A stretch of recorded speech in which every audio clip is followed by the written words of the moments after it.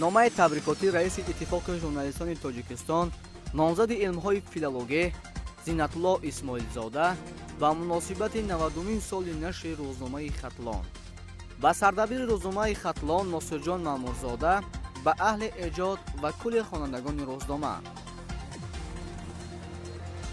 асосгузори сулҳу ваҳдати миллӣ, пешвои миллат, президенти ҷумҳурии Тоҷикистон муҳтарам Эмомалӣ Раҳмон хело бо маврид таъкид доштанд, ки манфиатҳои миллӣ ва суботу оромии ҷомеа тақозо менамояд, ки воситаҳои ахбори оммаи ватанӣ на танҳо дастгоҳи тавоноии хабарӣ бошанд, балки дар муборизаи иттилоотӣ барои ҳифзи манфиатҳои миллӣ, алалхусус амнияти давлат ва ҷомеа хизмат кунанд. ин рисолатро давоми 90 соли фаъолият яке аз нашрияҳои мӯътабари кишвар Хатлон иҷро мекунад.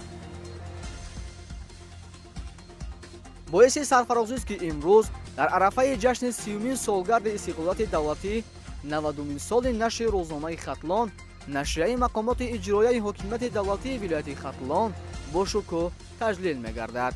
давоми қариб як асри фаъолият, нашрия ба мактаби бузурги тарбияи кадрҳои журналистӣ табдил ёфта, дар ҳама давру замон кормандони он бо пешниҳоди маводҳои ҷолиб ҳаводорони худро дар вилоят ва берун аз он пайдо карданд. рӯзномаи Хатлон пораи таърихи матбуотии тоҷик буда, тавонотарин мактаби эҷодии кишвари азизамон мебошад. роҳи пуршарафи 90-солаи рӯзнома, солномаи корномаҳои меҳнатии мардуми Водии Вахш, бунёди маҷмӯъаҳои калони иқтисодию саноатии Тоҷикистони ҷанубӣ, тавлиди бузургтарин корхонаҳои саноатӣ ва энергетикӣ дар минтақа, аз қабили комбинатаи электрохимиявии Ёбон, заводи нуриҳои азотии Вахш, силсиланерӯгоҳи обии барқиҳои Норак ва Бойғозӣ, хати роҳи оҳанги ҷануби Тоҷикистон маҳсуб меёбад.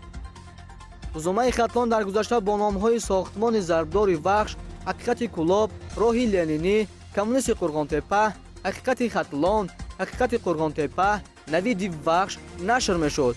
аз оғози 5-солаи якум то имрӯз дар сафи пеши бунёдкории созандагӣ, парчамбардорӣ пирӯзиҳо буд ва ҳаст.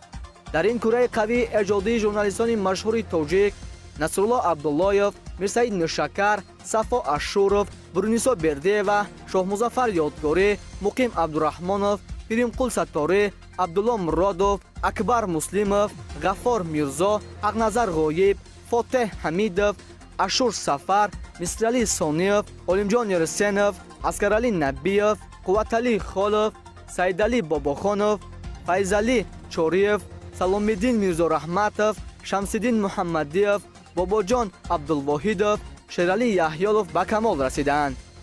баъдан дар солҳои 80 насли дуюми эҷодкорон Ғайбулло Ҳалимов, Давлат Султонов, Асалмо Сафарова, Ҳурнисо Ализода, Абдулфайз Актоев, Сангаҳмад Зуҳуров, Саттор Қарахонов, Нурнисо Муртазоева, Усмон Туйчиев, Ғафурҷон Расулов, Муҳаббат Мирзораҳимова, Ҳасан Муродов, Наҷот Сафарзода, Ҳусейн Маликов, Гурес Қосимов, Солиҷон Комилов, Аброр Имомов, Қосим Бекмуҳаммадов, Абдувалӣ Абдувоҳидов, Сафар Аюбзодаи Маҳзун, Мираҳмади Амиршоҳ, Носирҷон Маъмурзода ва даҳҳо журналистони дигар ҷӯшу хурӯши созандагии ду минтақаи воҳидро воқеъбинона, беғараз ва ба салиқаи баланди эҷодӣ инъикос мекунанд. таърих, ҷонфидоӣ ва мардонагии журналистони рӯзномаро дар замони даргириҳои шаҳрвандӣ ва ҳифзи ҳукумати коммунистии Тоҷикистон фаромӯш намекунад. имрӯз низ рӯзномаи Хатлон усули фаъолияташро бо дар назардошти ба вуҷуд омадани фазои рақобатпазирӣ дар шароити муборизаҳои иттилоотӣ ба роҳ монда, аз усулҳои муосири таъсиррасонӣ ба афкори хонандагон истифода мекунад. тими эҷодии рӯзномаро, ки бо садоқат ба анъанаҳои бузурги матбуоти минтақа имрӯз барои хондани боб ва мардумӣ гардидани нашрияи Хатлон саъю талош доранд, бо 90-солагии нашрия табрик мегӯем ва барояшон парвози баланди мурғи илҳомро таманнот дорем. ҷашн муборак собиқадорон, кормандон ва хонандагони азизи нашрияи Хатлон.